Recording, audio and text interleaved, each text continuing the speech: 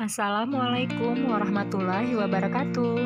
Hai adik-adik, berjumpa lagi di channel YouTube kakak Fitri Apit. Hari ini kita akan membahas materi selanjutnya, yaitu materi tentang sistem pernapasan manusia untuk kelas 8 SMP dan kelas 11 IPA ya. Namun sebelum itu, jangan lupa di like, subscribe, dan aktifkan tombol loncengnya. Nah, adik-adik, selamat menyaksikan. Nah, sekarang kita akan lihat organ-organ apa saja yang terdapat pada pernafasan manusia.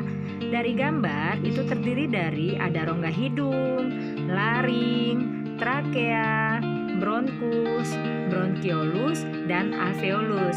Adik-adik sekalian, mari kita bahas satu persatu apa fungsi dari masing-masing bagian organ tersebut bagi pernafasan manusia ya. Oke, kita mulai dari yang pertama, yaitu hidung. Hidung adalah alat pernafasan yang berfungsi sebagai tempat penyaringan, penyesuaian suhu, dan kelembaban udara yang masuk ke dalam hidung. Udara dari hidung nantinya akan masuk ke faring. Faring ini adalah saluran yang berada pada lintasan makanan dan udara pernafasan. Kemudian dari faring akan masuk ke laring. Pada laring terdapat selaput suara yang ketegangannya diatur oleh serabut dua otot. Kemudian dia dapat mengatur tinggi rendahnya nada suara yang diperlukan. Dari laring maka udara akan masuk ke trakea atau batang tenggorokan.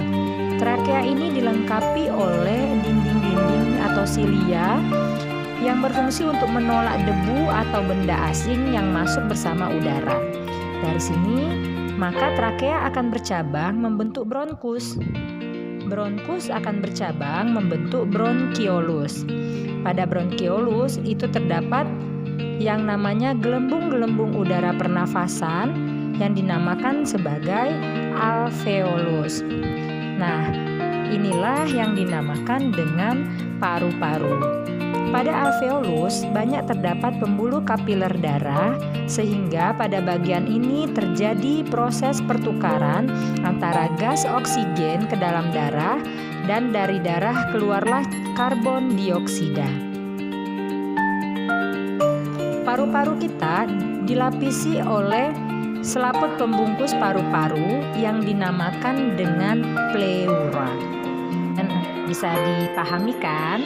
Nah, itu tadi organ-organ pernafasan pada manusia.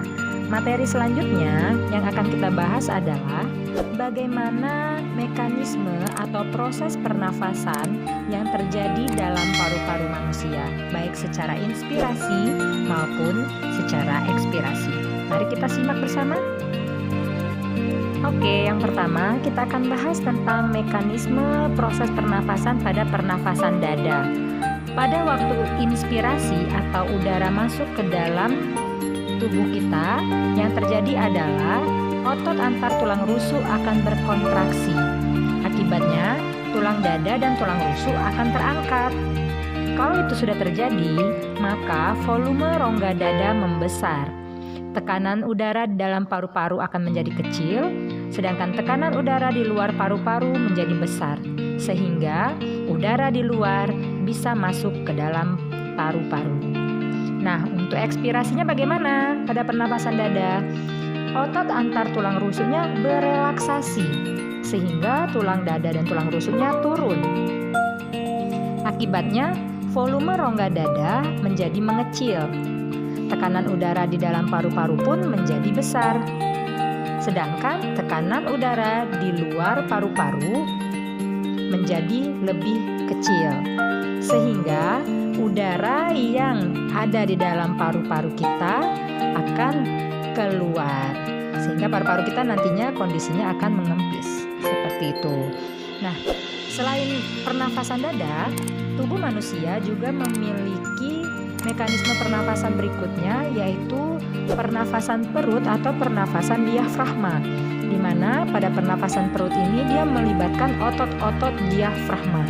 Nah, bagaimana ya proses pernafasan diafragma?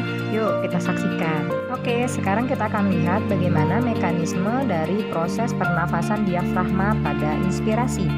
Ketika inspirasi, otot diafragma akan berkontraksi yang mengakibatkan sekat diafragma menjadi datar.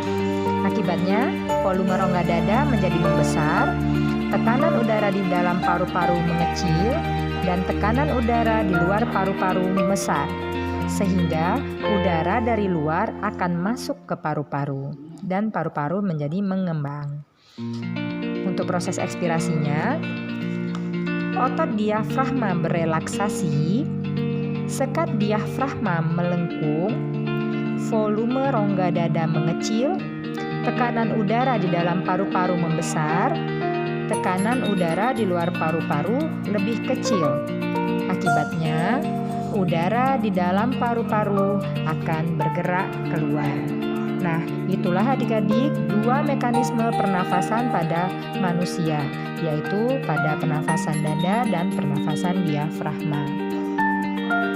Sekarang kita akan lihat apa saja gangguan pada sistem pernafasan manusia. Oke, sekarang kita lihat apa saja gangguan pada sistem pernafasan manusia. Nah, yang pertama itu ada asma.